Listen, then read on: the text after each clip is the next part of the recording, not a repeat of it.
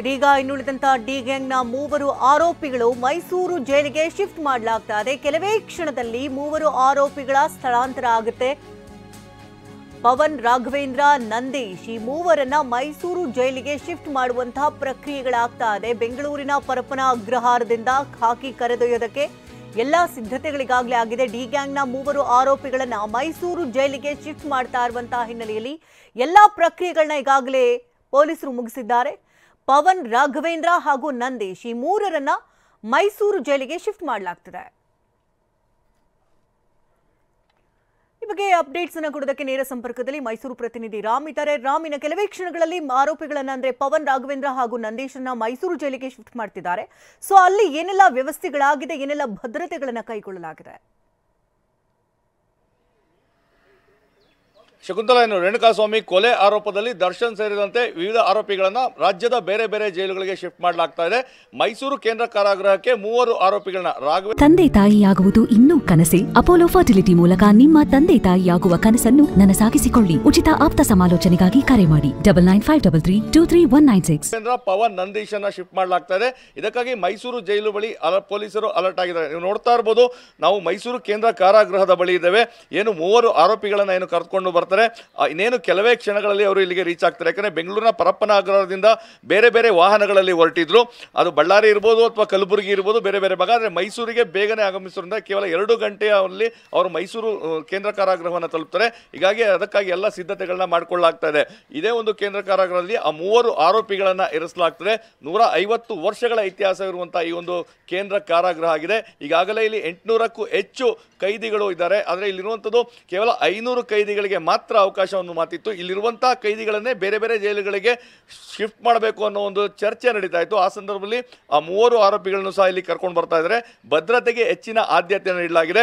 ಯಾಕಂದರೆ 2 ದಿನಗಳ ಹಿಂದೆ ಅಷ್ಟೇ ಏನು ಬೆಂಗಳೂರಿನ ಪರಪ್ಪನ ಅಗ್ರಹಾರದಲ್ಲಿ ಘಟನೆ ಆಯಿತು.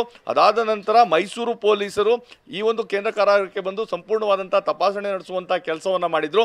ಯಾವುದೇ ರೀತಿಯಾದಂತಹ ಅಜಾಗೃತಿ ಆಗಬಾರ್ದು, ಮತ್ತು ಯಾವುದೇ ರೀತಿಯಾದಂತಹ ಅಹಿತಕರ ಘಟನೆಗಳು ಆಗಬಾರ್ದು, ಮತ್ತು ಅವರು ಬರುವಂತಹ ಸಂದರ್ಭದಲ್ಲೂ ಭದ್ರತೆಗೆ ಯಾವುದೇ ಲೋಪ ಆಗಬಾರ್ದು ಅಂತೇಳಿ ಎಲ್ಲ ಅಗತ್ಯ ಕ್ರಮಗಳನ್ನು ಕೈಗೊಂಡಿದ್ದಾರೆ.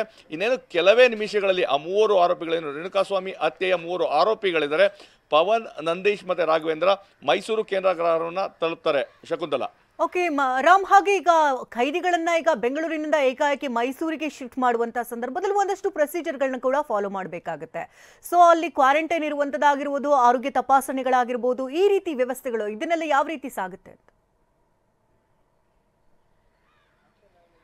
ಶಕುಂತಲಾ, ಈಗ ಪ್ರಮುಖವಾಗಿ ಮೈಸೂರು ಕೇಂದ್ರ ಕಾರಾಗೃಹದಲ್ಲಿ ನಾವು 3 ಬರ್ತಾರೆ. ಈ ಬಗ್ಗೆ ಪರಪ್ಪನ ಅಗ್ರಹಾರ ಜೈಲಿನಿಂದ ಮಾಹಿತಿಯನ್ನು ಪಡ್ಕೊಂಡಂತಹ ಜೈಲಧಿಕಾರಿಗಳು ಅವರಿಗೆ ಬೇಕಾದಂಥ ಅಗತ್ಯ ಸಿದ್ಧತೆಗಳನ್ನು ಇಲ್ಲಿ ಮಾಡ್ಕೊಳ್ತಾ ಇದ್ದಾರೆ. ಅಂದರೆ ಪ್ರಮುಖವಾಗಿ ಅವರು ಬಂದಂಥ ಸಂದರ್ಭದಲ್ಲಿ 7 ದಿನಗಳ ಕಾಲ ಅವ್ರನ್ನ ಪ್ರತ್ಯೇಕವಾಗಿ ಇರಿಸಲಿಕ್ಕೆ ಒಂದು ಸೆಲ್ಲನ್ನು ಮಾಡಲಾಗಿದೆ. ಅಂದರೆ ಇಲ್ಲಿ ಮೈಸೂರು ಕೇಂದ್ರ ಕಾರಾಗೃಹದಲ್ಲಿ ಇರುವಂಥದ್ದು ಒಟ್ಟು 40 ಸೆಲ್ಗಳಿದ್ದಾವೆ.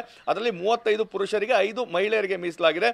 ಯಾವುದೇ ಕೈದಿಗಳು ಈ ಒಂದು ಕೇಂದ್ರ ಕಾರಾಗೃಹಕ್ಕೆ ಬಂದರೆ ಅವ್ರನ್ನ ಮೊದಲು ಕ್ವಾರಂಟೈನ್ ಅಂದರೆ 7 ದಿನಗಳ ಕಾಲ ಅಬ್ಸರ್ವೇಷನ್ನಲ್ಲಿ ಇಡುವಂಥದ್ದಾಗ್ತದೆ.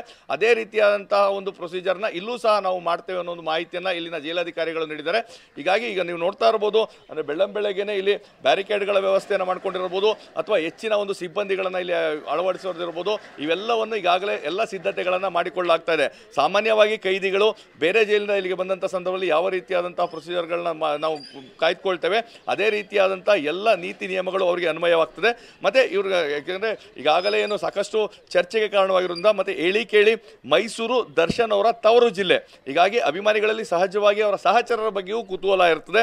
ಹಾಗಾಗಿ ಯಾರು ಇಲ್ಲಿ ಬರ್ಬೋದಾ ಅಥವಾ ಮತ್ತೆ ಇವರ ಭೇಟಿಗೆ ಅವಕಾಶ ಕೊಡುವಂಥದ್ದಿದೆ. ಇವೆಲ್ಲ ನೀತಿ ನಿಯಮಗಳೇನಿದ್ದಾವೆ ಸಹಜವಾಗಿ ಏನು 3 ದಿನಗಳಿಗೊಮ್ಮೆ ಭೇಟಿ ನೀಡುವಂಥ ಅವಕಾಶವನ್ನು ಕೈದಿಗಳಿಗೆ ಕೇಂದ್ರ ಕಾರಾಗೃಹದಲ್ಲಿ ಕೊಡಲಾಗ್ತಾ ಇದೆ.